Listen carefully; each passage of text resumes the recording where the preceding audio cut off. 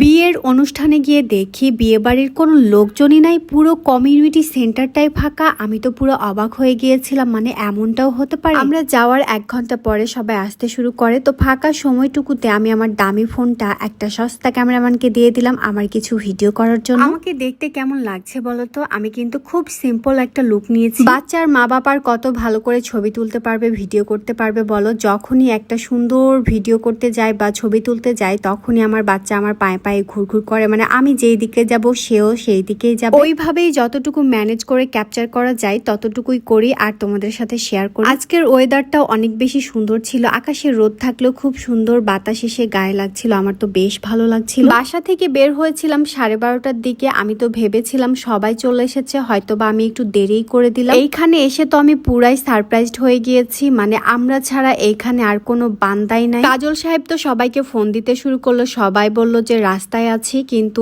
এই কমিউনিটি সেন্টারটা সবার বাড়ির খুবই কাছে। কি আর করার, সবার জন্য ওয়েট করতে শুরু করলাম আর সুন্দর সুন্দর জায়গাগুলোতে একটু পিকচার ভিডিও এগুলো তুলে নিলাম। কাজল সাহেবকে রাগাচ্ছিলাম যে বেশি বেশি করে খাবা, তাই তুমি আগে চলে এসেছো। অনেকক্ষণ ভিতরে থাকার পরে আর ভিতরে থাকতে ইচ্ছা করলো না, কিন্তু আমি গেট থেকে বের হয়ে যাওয়ার সময় দেখি যে ওই যে দূরে আমার ব্যাগটা ফেলে রেখে এসেছি, তো কাজল সাহেব ওইটা আমাকে এনে দিল, দেন আমরা বাইরে বের হয়ে গেলাম। এখন আমার ফিল হয় আমি সত্যি অনেক ভালো হয়ে গিয়েছি। না হলে দেখো এই যে আমি চুরি করার সুযোগ পেয়েছি, বাট তারপরেও করি না। অনেকগুলো ডালিম ধরেছিল, আমি একটা ব্যাগে নিয়ে নিলে কিন্তু কমে যেত না, কিন্তু আশেপাশে কোনো সিসি ক্যামেরা না থাকলে উল্টার দিকের বিল্ডিংটাতে কিন্তু এই দিকেই সিসি ক্যামেরা লাগানো ছিল। আমার মনে হয় কি জানো, একটা গাছের ফল 3 ভাগে ভাগ করা উচিত। 1 ভাগ পাখিরা খাবে, 1 ভাগ চুরি হবে, আর 1 ভাগ যার গাছ সে খাবে, ঠিক আছে না বলো? যাই হোক, এতক্ষণে গেস্টরা আসতে শুরু করে দিয়েছে আর বরবউ চলে এসেছে, যাদের জন্য এত আয়োজন তারা না আসলে কি আর হয়। আমাদের বরকনেকে কিন্তু মাশাআল্লাহ অনেক সুন্দর মানিয়েছে, তোমরা সবাই দোয়া করে দিবা। আর আমাদের বৌমাটা কিন্তু সত্যি